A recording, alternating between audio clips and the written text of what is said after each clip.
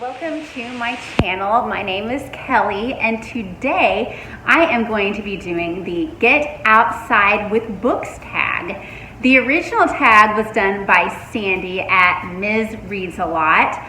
Not to be confused with Kelly Reads a Lot, and when I was trying to look up her channel, I found out there's also a Sandy Reads a Lot. So apparently there are a lot of us on BookTube reading a lot. I didn't realize I was picking such a fun and popular name that other people were using too. I tried searching Reads a Lot and didn't find much, but that's fine. I think there are only so many kitschy, cute names we can come up with on BookTube. So I just want to thank the lovely Jillian at Novel Opinion for tagging me in this. I will definitely be putting her in the description to the video. You should totally go check her out. She is wonderful and you will really enjoy her content.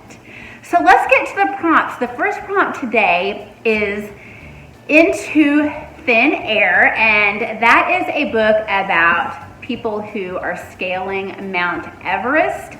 And I have never scaled Mount Everest and I have no desire to, but the question that goes with this book is favorite book about or set in the outdoors. So my answer for this is Summer of the Monkeys by Wilson Rawls. It is one of my favorite childhood books, and a lot of the story takes place in the Oklahoma creek beds, and it's about this little boy named Jay Berry who is trying to capture some monkeys that have escaped from a circus, and the monkeys are smarter than him sometimes.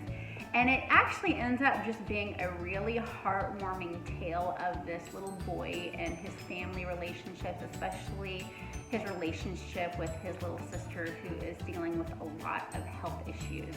And I think that you should check it out, even if it's a children's book.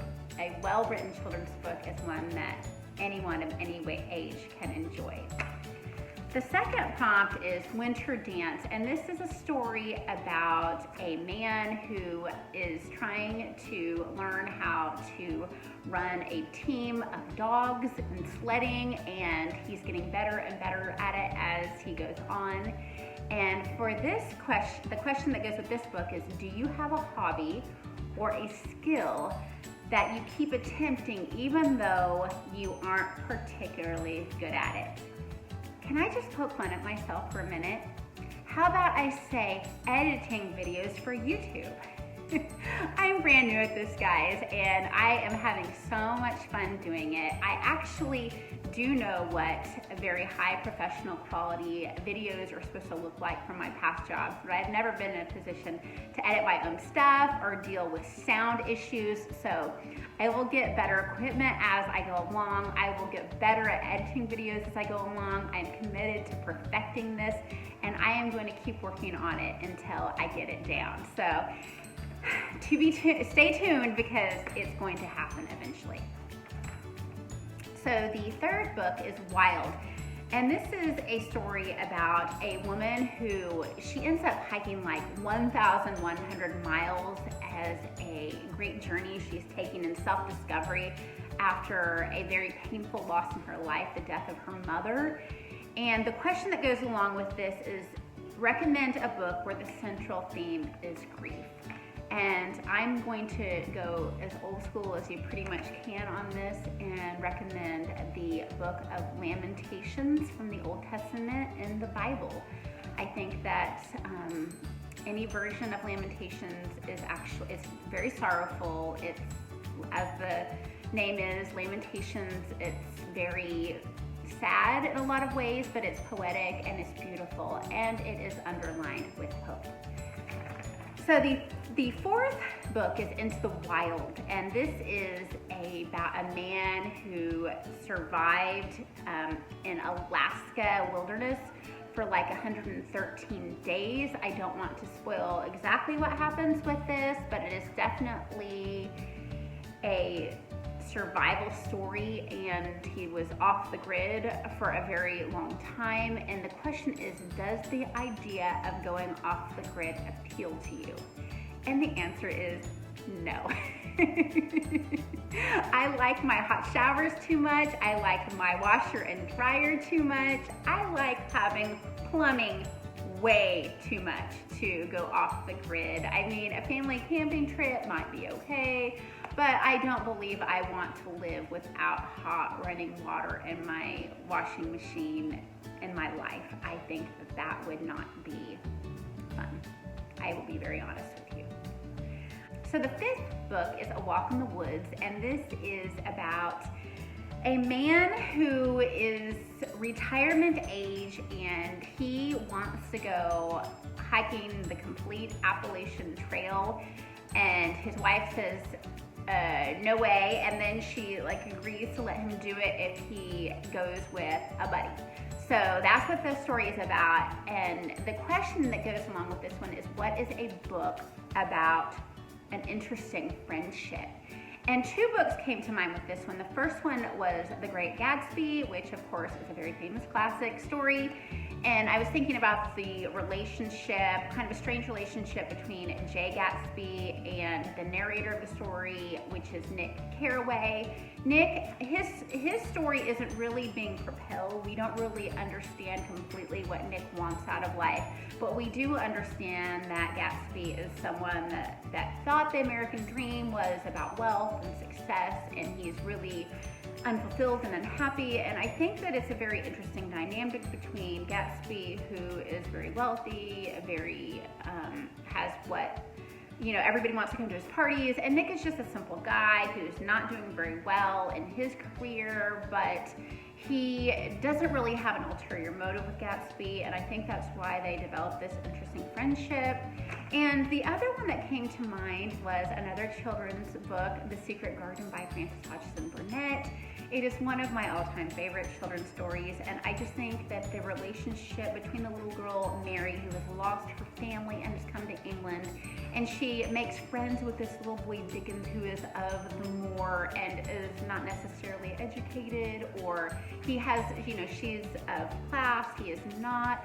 There's Dickens' sister Martha, who is Mary's maid, and then there is Mary's cousin Colin, who has been very spoiled and has had a very, very strange life of being isolated because people think he's going to die. And I love the connection between the three children. I love the connection between Mary and her maid Martha, different classes, but they come together with common friendship. So that is one of my favorite stories of all time. Number 6, Adrift is the book, and this is about a couple that unknowingly to them sails into a hurricane, which sounds like a very horrific thing. I have not read the book, and just the thought of it makes me want to have a heart attack. And the question is, do you like the water? And the answer is yes and no. I love the beach. I love hanging out at the beach. I love wading a little bit into the beach. I think that I might enjoy surfing, but the thought of a current pulling me in, or my kids drowning. I love to go swimming, but I don't want to pool in my backyard. We are able to go to a local pool for free, so I don't want it in my backyard. Even though my children aren't super little, the thought of them going out and something happening, hitting their head and falling in the pool and drowning, it's my own my own craziness comes out with it sometimes. I am also not a fan of swimming in lake water because I can't really see what's at the bottom. So I love being at the lake. I like being in a boat at the lake, but I don't really want to swim in lake water. Yuck. So the 7th one is Hatchet. And Hatchet is the story of a little boy that is taking a plane to see his father, and there's a plane crash, and of course he has his little hatchet that can help him. This is a big survival story, and we own this book. It is in my house.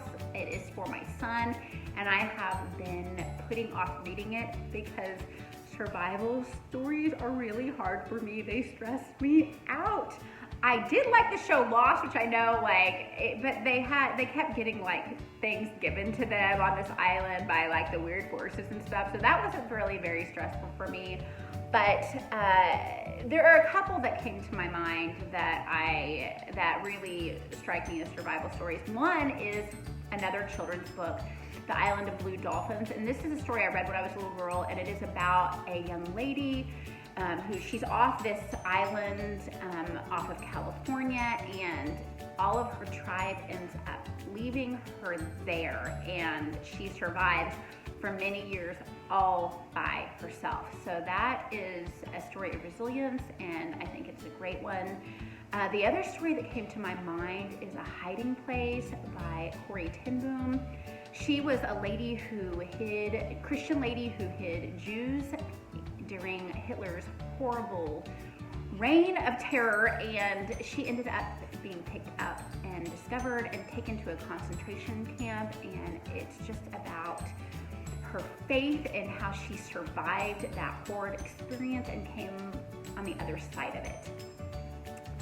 So number 8 is The Perfect Storm, and I think that we all kind of have heard about this one because of the movie The Perfect Storm, but it was a book first, and of course it's about sailors surviving a really big storm.